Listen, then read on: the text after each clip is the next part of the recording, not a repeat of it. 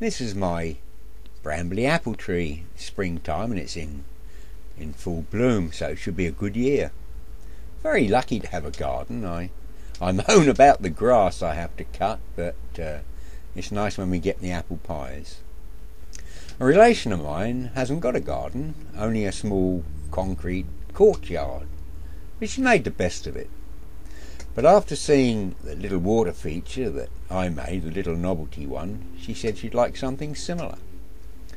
And there's something nice about a water feature. So she looked at these indoor, outdoor things at a local garden centre. They're very nice, but terrible price. So I said I'd see if I could make something. The next boot sale I went to, I found these globes. They're industrial, 2.5 foot diameter street light globes. £3 each, so I bought one. Drilled a hole in the top and put a piece of pipe in, and arrowed it on the inside, and the pipe comes down to the bottom.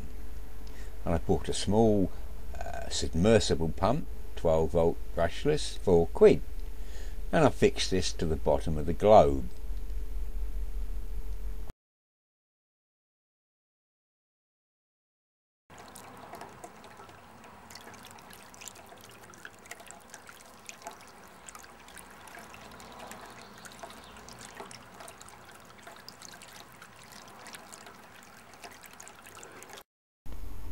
I have umpteen projects on the go at any one time, and I've just demolished a conservatory before it fell down and having a new one built. And I could well end up with some surplus materials which I'll make good use of. Well, the next part of the project is to build the base, and I'm going to use the breeze blocks, which are quite easy to cut, to build a circle or a base for the water feature. And I'm using little blocks of wood here to get an idea what I want to do, and I've arranged 10 in a circle. So we have 10 breeze blocks. I'll suggest perhaps 2 high. You come up just below waist level, and then our globe in the middle. And then this, I'll do a shallow depression and probably a plastic membrane, and then with the water feature in the centre, I'll infill with perhaps some pebbles or some sort of stone, some crushed marble or something similar to give a nice effect. And the idea is to render all this and to give it a texture, a sort of a terraline type, light terraline texture. More on that in a moment. Incidentally, I've got a lot of these coloured bulbs. I could put a coloured bulb inside the light diffuser, perhaps a green or a blue. That would give an interesting effect of an evening, wouldn't it? Anyway, that's what I'm just playing around at the moment. So this gives me my angles and thoughts in my head how I might produce this base. Okay, let's move on for a moment. What's all this? This, got loads of this. It's amazing how much of this we chuck away. You can recognise it. It's the, will it focus? Yes, it's the banding that comes round parcels. I recently bought another fridge, and it had all cardboard, polystyrene, and it had these straps around it. We've all seen them. They do it in different sizes. It's a great shame to chuck this away. It's immensely strong. I've never done any actual tests on the breaking strain of it. Depends on how thick it is and what it's made of. But there's sort of fibres. I don't know if that's glass fibre and a plastic outer. Seems such a great shame to chuck so much of this away. So I've started to find some uses of it, and it cuts pretty easy with scissors.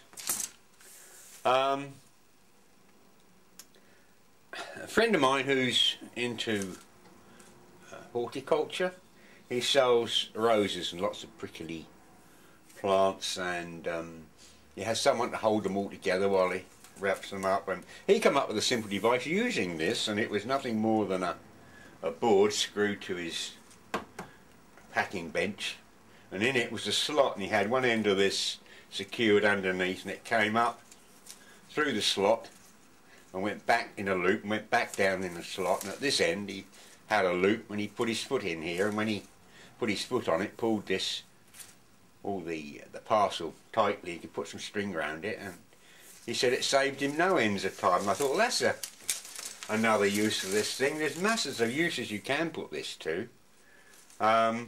Because of its flexibility, there's a thicker one than this, and I intend to make a Turlin gun, where this is the fingers that fires the rendering onto the breeze blocks. That's the idea. But because of this sort of feel to this, another thing you can do is to make plectrums, and I just cut one out there very simply with my scissors, and I've done of that shape at that end, and I've done less of a point this end, and there's two distinct sounds on the guitar, banjo, or whatever you're playing. This sort of end has more of a what shall I say, more of an attack in the sound than this end.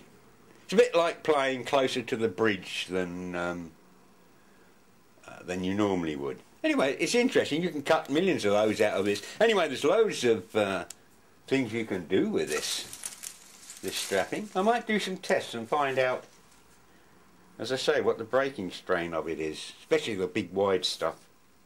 You can make miniature straps, couldn't you? Anyway, I digress. So back to this base. A mate of mine, he makes, or used to produce, all sorts of stone, statue, architectural, interesting things. A real character he was. Anyway, people would come along and they'd see this monolith or whatever he'd made, a statue, and he sold quite a lot of them. But he had some down the bottom of his yard, at the bottom of the end of the woods, that were all covered in lichen and various moulds and things. And people wanted those, and he got more money for those than he did the brand new ones. So they often went for these much, much older ones. Well, little did they know they were the same age as the new ones. People do try and fake this lichen business on rockeries and so forth with various oxides and so forth. There's loads of people on YouTube that do it. But he just simply painted the whole lot with yogurt and milk and just left it, and after about 3 months it grew naturally anyway. So that's the sort of 100-year-old finish of this project. One of many, I might add.